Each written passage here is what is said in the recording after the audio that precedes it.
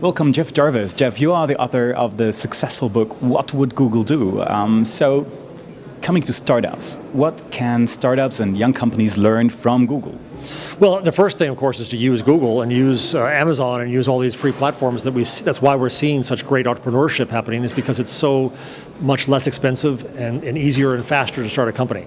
And so I think the first lesson of Google is for the rest of the world is that supporting startups, enabling others to succeed, is itself a recipe for success. Okay. And what else? What does Google do?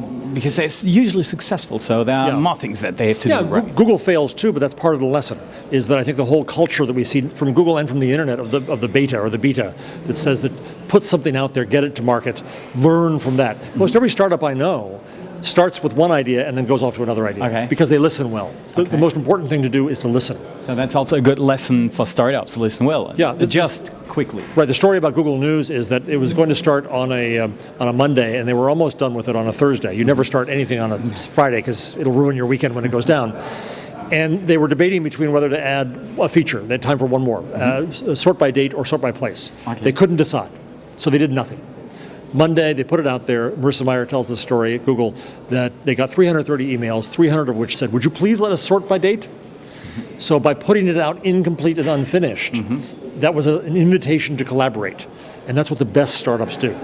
Not all of them can do it because they may have to have a product, but the more that you can open up earlier on and people can tell you what they want and you give them what they want, the safer you're going to be.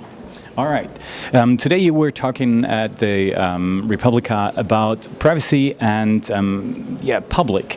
And you are a big fan of making all your personal things public and don't stay too private with things. Why that? What's wrong about keeping your things private? Nothing wrong about that. You absolutely can and perhaps should. I'm an American, so we talk too much. Okay. But I think that my point is that there is benefit to being public. And that in this discussion of privacy versus private versus public, we should weigh both those things. So when I wrote about my prostate cancer, which is highly private, both because it's health and it's cancer and it's about my penis, that's embarrassing in a lot of ways, but I got incredible value out of that. We as a society get value when we share our knowledge as a whole. The internet is proof of that. Google is proof of that.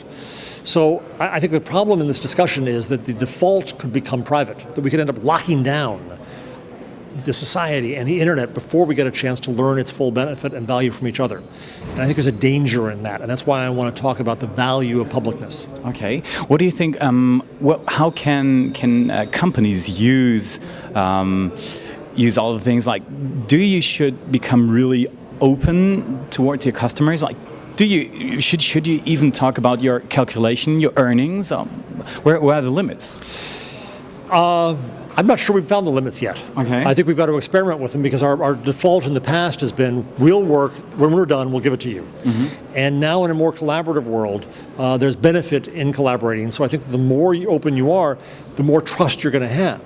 And the default is going to change so that when you hide things, people are going to wonder, why are you hiding that? In fact, notice the word hide.